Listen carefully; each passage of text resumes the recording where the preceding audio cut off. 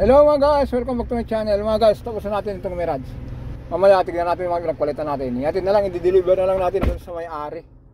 Yan, kasabay na rin po yung ano. Alam nyo mga guys, itong ano, transmission na po ito po yung pangalawa sa latest na transmission, yung CVT.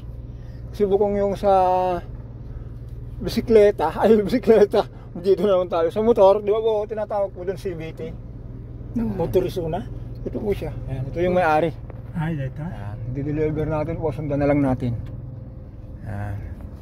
Tapos meron po tayo ano rito, kasi meron tayong ginawa dito mga guys, ano, CRB. Pero abangan natin sa susunod na kabanata. Kasi po medyo mahirap ang ano natin doon ng yung pananalita ko na kakalangkot na ewan, basta pag-usapan na lang natin yun. Kasi minsan mga guys, katulad po nito, yung may-ari po nito 2016 model, sabi niya Jess, para hindi na abutin pa yung mga ganun sitwasyon, palitan muna yung ano, yung malakas na takas. Napansin ko sa ano ko, baka maya kung pabayaan natin yan, lalong masira yung transmission ko. Yun, tama nga. Napalitan, nakita natin yung ano, yung tagas dun sa ano naman, sa langis niya po yun, sa crankshaft. Mamaya po makita nyo po yung ano, pinagpalitan natin dito. Nagpalit tayo ng ano, ng support. Tapos ganoon din yung ano, yung yan, ang ganda ng ano, ano, airbag lang mga guys, kasi nung pinunturahan itong sasakyan, nagkaroon ng problema, o kaya bago pupunturahan umilaw yung ano, yung airbag sensor. Pero kung pasin nyo mga guys, yung echo nya sa tipid gumagana. Yan, tapos magandang respond ng transmission. Hindi katulad na sa ginawa natin si RB. Ginamit din ng mga ilang minuto, bumalik. Dahil ang ginawa naman natin doon, palit lang tayo ng ano, ng mga oil seal, tagas din, kaya lang problema. Dahil yun nga po, 2 dekada na po yun, 20 years. Pero kung yung sabihin po na ano, parang tayo makapagawa, parang hindi yata tama. Kaya abangan nyo po.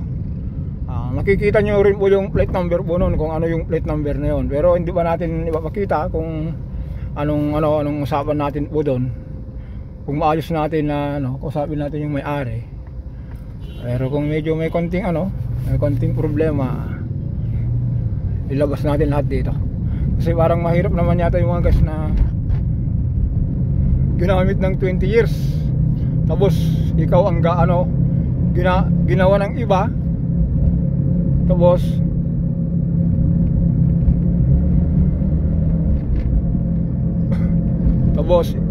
ikaw na nagpagawa. Dahil ang story natin kasi mga guys, yun nga, nagpalit tayo ng, may suspect na rin siya po doon, parang meron na rin siya, nagpalit siya ng filter, nagpapalit ako ng filter, palit ako ng 4 na oil seal. Yung filter po na binabanggit ko mga guys sa ATF, yung nakalagay sa radiator, yun, palit natin lahat yun. Tapos nung kinuha, okay naman siya, nakaalis nga siya ng ano, ng ilang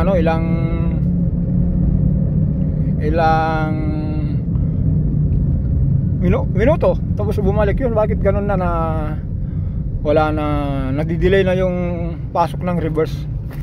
Pero kung i-check naman natin sa scanner, wala naman lumalabas na problema. Nung una meron lumabas yung overdrive, kasi yung isang socket hindi na saksak.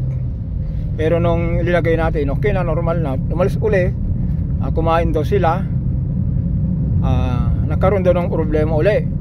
Ibinalik ngayon, andun sa shop. Abangan natin mga guys, makikita natin yon kung anong usapan po doon. Ilagay ko rin yung plate number ng sasakyan na yan, kasi po hindi mo naman pa tayo nakabili ng ano, ng transmission. Kung meron naman tayo nabili ng transmission, or ano lang muna po yun, for waiting, kung ano yung usapan. Kung i-try natin yung transmission na yon, kung gumana na transmission ang dahilan na ayaw gumana yung drive niya o kaya yung reverse niya, hindi naman pwede yata mga guys ano. Kung makita natin na normally lahat yung transmission niya sa salpak natin, hindi naman pwede yata na mga guys na salpakan natin ng buong transmission na ibigay na lang natin sa kanya, parang hindi na yata tama. Ano po ito? Kwentuhan lang po tayo rito. Ano po ito? Disagree, saka agree na lang po kayo. Kaya George experience mga guys, sa mga mekaniko po ng kakilala ko, hanggat maaari po yung sasakyan na tanggapin nyo, i-road test nyo muna para alam nyo yung history. Ito po kasi matagal na akong nagbi-mechanic pero yun ang ugali ko po mga guys. Kung ano po yung reklamo lang ng may-ari, yun lang muna ang na ginagawa ko, yung tagas, kung tagas lang. Kaya nung nakita ko muna dumating sa akin, ginawa ko yung tagas. Wala nang rotes kasi tagas naman, nakarating naman sa atin. Sabi ko wala sigurong problema. Pero nung time na kinuha na, nagkaroon ng problema dun sa ginawa natin. Wala naman tayong doon, pin in lang po yun, tanggal kabit lang po yun. Wala naman po, hindi naman pwedeng magkabalit yung socket kasi yung bawat socket po nun meron coding. Kung kulay, bukod sa may coding po, meron pang lock. Hindi mo pwedeng magpalitin yung yung para kay Pedro, para kay Juan, hindi pwede kasi meron guide. Ganun lang po mga guys. Kaya yan, atid natin yung may-ari ni itong sasakyan. Habang dinadrive natin to, yan, sarap tumakbo.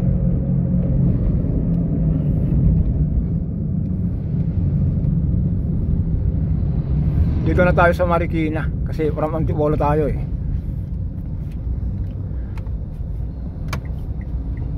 Basta.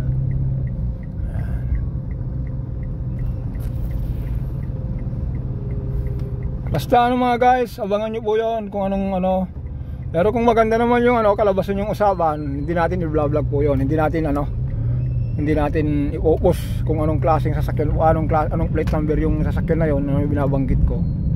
Ang lang natin, kausapin muna natin ng maayos. Ngayon kung gano'n ang kalabasan, bahala na lang. Yan na yung nagsalubong tayo ng ilaw. Ito po yung yan. Magmamanobra tayo. Yan yung niya. Ano po yan mga guys? 4 na unit po niyan. Isa nito, isang pula. Itong pula, 2 itim, saka yun yung bago niya. Diyan na ta balay. Yun yung Into. Yun yung kung saan siya pumarada. Ano dyan? Oo. Kita lang kinikita.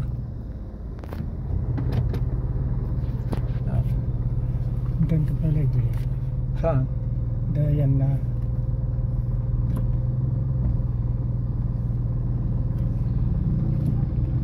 Umakarakin na kang dalikod. Yan. Sumot na yung under mga guys. Ngayon ang gagawin nyo mga guys, dahil natin siya, ihatid din na dahil meron siyang dalang unit, ihatid din tayo. Yan. Okay.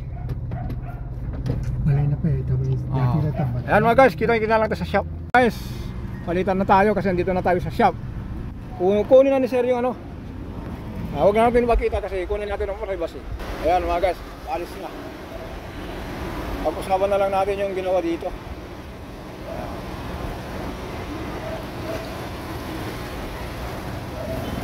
Ayan yung plate number mga guys. Okay. Ayan, mag-usapan natin yung yung mga pinalitan natin dito. Ito mga guys, yung tagas ng langis dahil binago natin yung transmission. Sabi ko mga guys, CVT po yun.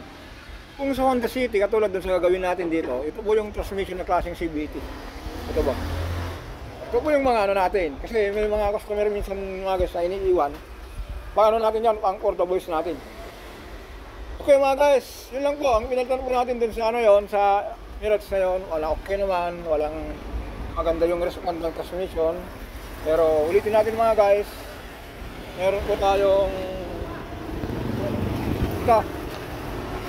meron tayong biniling transmission na sariwa. Meron pong tanda ng binilan natin, lagyan ng marking para ibig sabihin para hindi mabuksan. Nagbigay naman ng warranty 1 month. Ngayon mga guys, abangan nyo po ito. Ito lang muna i-vlog natin dito.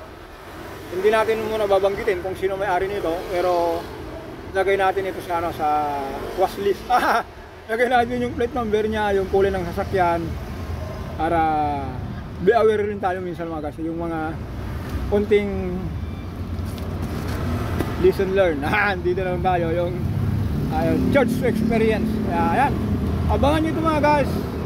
Kung ito po tumino na transmission ang problema kasi bumagas. Ulitin natin, ang papalitan lang kasi yung ginawa natin dito po, itong oils na ito, nakita nyo po walang katagas-tagas, sariwa.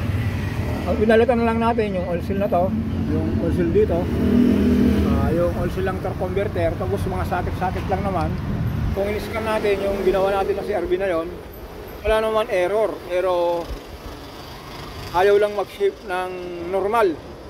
Dahil tinakbo niya mga guys, 2 dekada na, 20 years, parang ang hirap, mahirap isipin na ginawa natin, wala nang labor, abunuan pa natin, parang unfair.